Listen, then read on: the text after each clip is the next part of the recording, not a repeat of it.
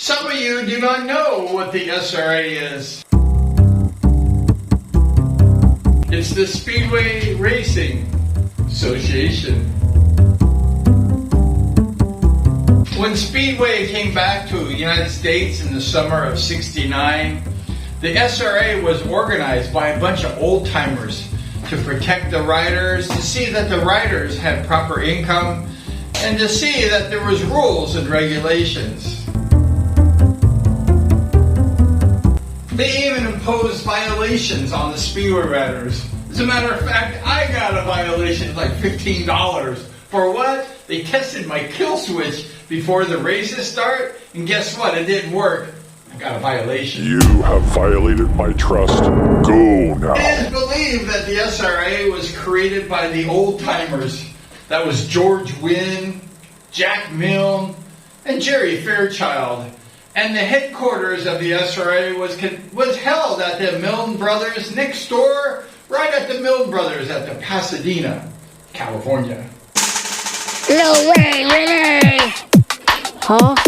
Oh. My sponsor at the time was Jerry Fairchild, and he was the president of the S.R.A., so I think he had a little invested interest in the S.R.A. He invited me one time as a 16-year-old young Speedway rider to go to one of the night meetings. I think it was on Monday night because of the Speedway was all week long.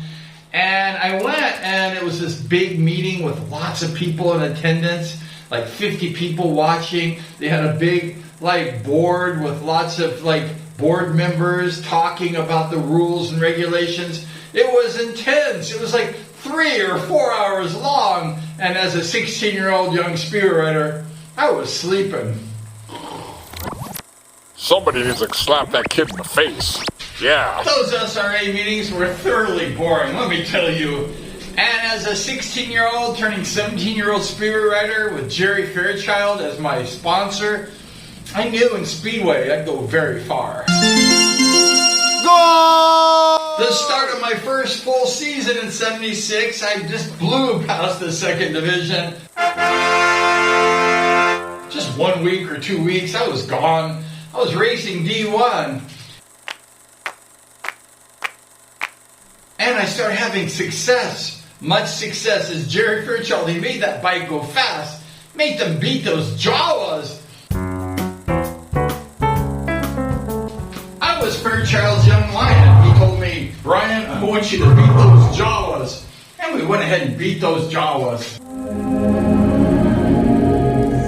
By the mid-season, I had won 6 handicap main events at all the different tracks.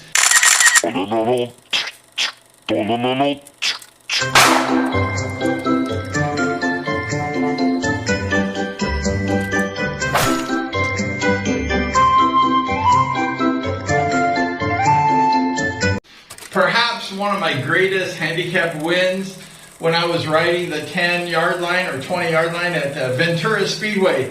I had Bruce the Fox Penhall right behind me, and he was following me for like 3 or 4 laps. Every time I look out the corner of my eye, about halfway through that main event, there was Bruce Penhall. And I was like, Brian, faster, faster. And I was just dialing it in. I didn't want Bruce to beat me. I just pinned it. I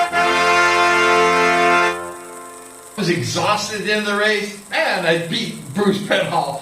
You must wax it in, wax it. Here's the trophy girls from that night. I had my girlfriend in the stands. She told me, Brian, if you ever kiss that trophy girl again, I'm leaving you. At Ventura Speedway, and the trophy girl tried to kiss me. Ah, you're cute. I want a kiss. Come here, baby. And I was like, nah, I can't kiss you. I have a girlfriend, and she'd kill me. Well, it's Indiana Jones.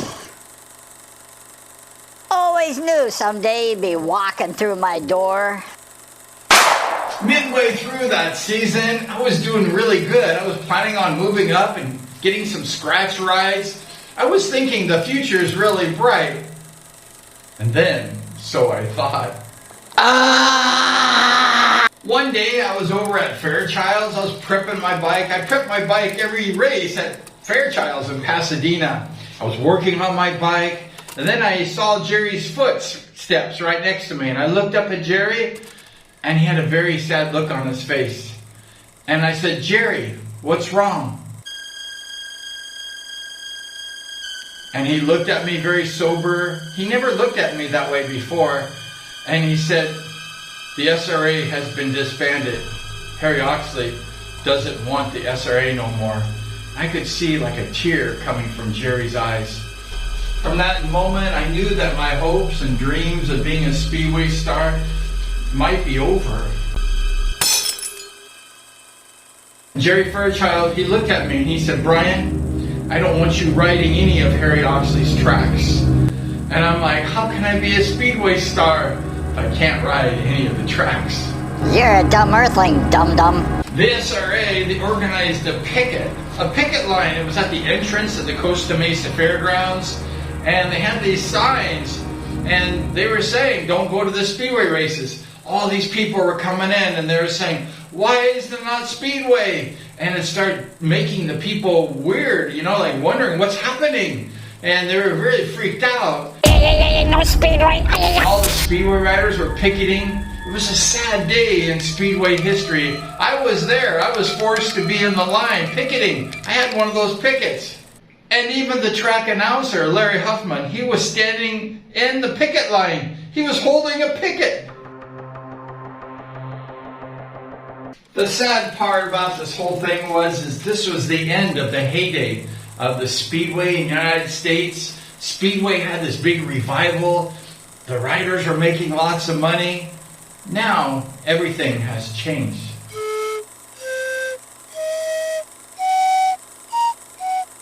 This was hard, especially for me, a young 16, 17-year-old up-and-coming Division I Speedway rider.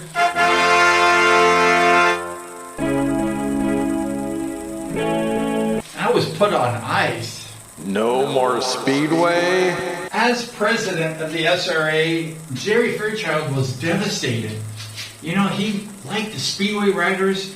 He was trying to build the sport and make the sport where the riders could make a decent living.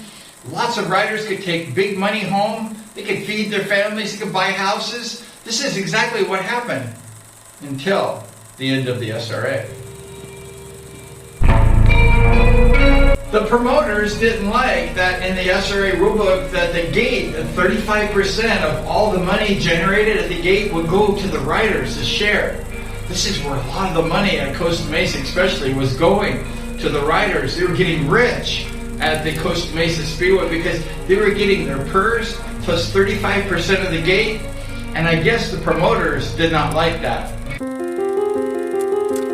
My riding for Jerry Fairchild and knowing this man was really a blessing in my life. This was such a great man. He was like a father to me. And he'll go down in history books as one of the legends of Speedway.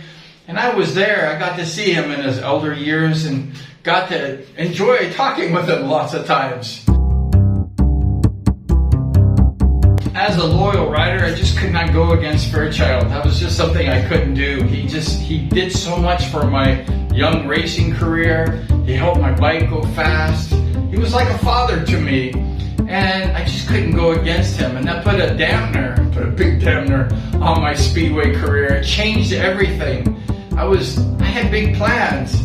And with this whole thing that happened, it really ruined everything. The S.R.A. was incredibly good for the riders. They were able to make a living. And Fairchild, he put his heart and soul into it. He really loved the S.R.A. He loved the riders. He wanted to see that the riders could make a decent living off of racing Speedway. He was a good man. And he was for the riders. Then it was all over. Losing the S.R.A., it changed the course of Speedway in American history that will never be the same. And we appreciate those people who are involved in the S.R.A. There's lots of people. And it was just a great organization.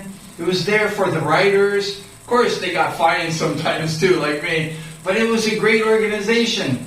They wanted to help the riders. They wanted to see the sport succeed. It was all about the riders for the S.R.A. And sadly to say, it got over with too soon. And we appreciate Jerry Fairchild and George Wynn, and all the guys, Jack Milne that was involved in the SRA, and we just wish it never died, and we appreciate those people who put their heart and their soul in the SRA. Thank you very much, and we're going to see you next time.